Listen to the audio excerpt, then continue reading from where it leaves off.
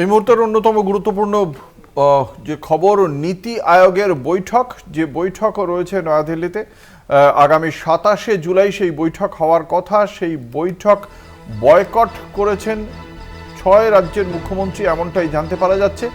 এর আগে সর্বাধিক 8 জন মুখ্যমন্ত্রী একযোগে নীতি আয়োগের বৈঠক বয়কট করেছিলেন। তারপরে আবারও এবছর দেখতে পাওয়া যাচ্ছে যে 6 জন মুখ্যমন্ত্রী আজকের এই যে নীতি আয়োগের বৈঠকটা বয়কট করছেন। কিন্তু আমাদের রাজ্যের মুখ্যমন্ত্রী মমতা বন্দ্যোপাধ্যায় এই নীতি আয়োগের বৈঠকে তিনি থাকবেন বলেই এখনো পর্যন্ত খবর।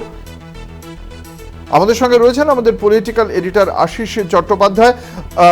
যেটা প্রথমে আপনার কাছে জানতে চাইবো যে কোন কোন রাজ্যের মুখ্যমন্ত্রী বৈঠক বয়কট করলেন, এবং মুখ্যমন্ত্রী মমতা বন্দ্যোপাধ্যায় তিনিও এর আগে দেখেছি বেশ কয়েকবার বয়কট করেছেন, এই বৈঠকে তিনি থাকেননি। 22শে জুলাই অগাস্টে 2022-এর অগাস্টে আমরা দেখেছিলাম তাকে উপস্থিত থাকতে, কিন্তু 2023-এর মে মাসের নীতি আয়োগের বৈঠকও বয়কট করেছিলেন তিনি। এবার তিনি কেন যাচ্ছেন, সে বিষয়ে বা কি খবর? দেখো, বৈঠকটা 27 তারিখ, আজকের 24 তারিখ। এর মধ্যে জল অনেক গড়াবে আর কি। কলকাতার গঙ্গা দিয়ে, ভাগীরথী দিয়ে যেমন জল গড়াবে, দিল্লির যমুনা দিয়েও জল গড়াবে। সুতরাং আমরা এখনকার পরিস্থিতিটাই নিয়ে কথা বলতে পারি। সেটা হচ্ছে এই যে নীতি আয়োগ বৈঠক বয়কটের প্রশ্নটা কালকে বাজেট বক্তৃতার পরে কিন্তু শুরু হয়েছে এই নিয়ে আলোচনাটা। তার আগে এই নীতি আয়োগ বৈঠকের বয়কটের কোনো প্রশ্ন বা কোনো আলোচনাই ছিল না।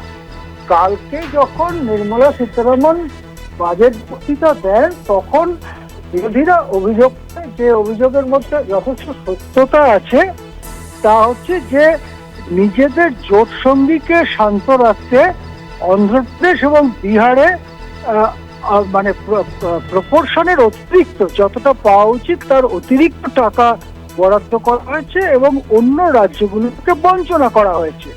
এই নিয়ে সংসদে যেমন বিক্ষোভ চলতে থাকে, আজকে সকালেও সেই বিক্ষোভ চলেছে সংসদের বাইরে, তেমনি নীতি আয়োগের প্রশ্নটা হঠাৎ সামনে চলে আসে। নীতি আয়োগের বৈঠক 27 তারিখে, সেই বৈঠকে যাবেন না বলে প্রথম জানান ডিএমকে পরিচালিত তামিলনাড়ু সরকারের মুখ্যমন্ত্রী স্ট্যালিন। এর পরেই কংগ্রেসের 3 জন মুখ্যমন্ত্রী সেখানে যাবেন না, এইরকম খবর আসে। এই 3 জন হচ্ছে কর্ণাটকের সিদ্দারামাইয়া, তেলেঙ্গানার মুখ্যমন্ত্রী রেবন্ত রেড্ডি, হিমাচল প্রদেশের মুখ্যমন্ত্রী সুখবিন্দর সিং সুখু। এই 3 জন যাবেন না, এই কথা সামনে আসছে। গতকাল যখন মল্লিকার্জুন খড়গের কক্ষে যখন বিরোধী দলগুলোর বৈঠক হচ্ছিল বাজেট পেশের পরে, তখন কংগ্রেস নেতারা জানান সেই বৈঠকে যে এইরকম সিদ্ধান্ত হতে চলেছে বা হচ্ছে যে নীতি আয়োগের বৈঠকে যাওয়া হবে না।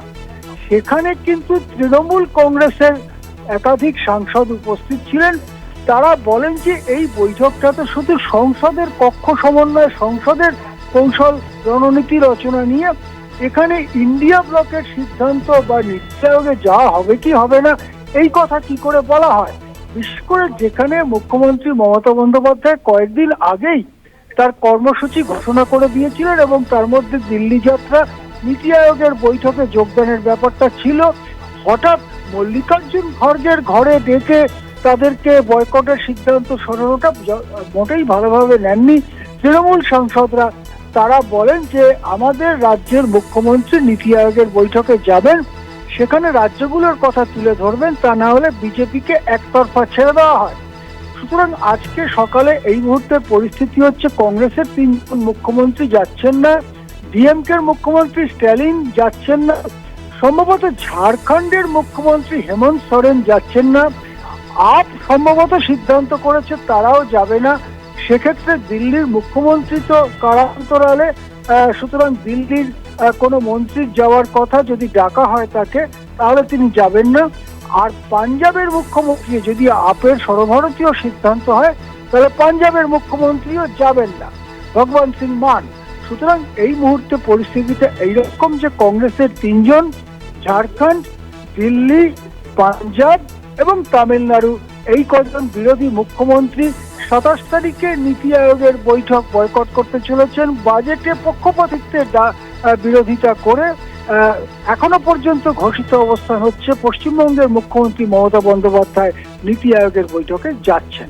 অঙ্কুর, ধন্যবাদ। আমাদের সঙ্গে ছিলেন আমাদের পলিটিক্যাল এডিটর আশিস চট্টোপাধ্যায়।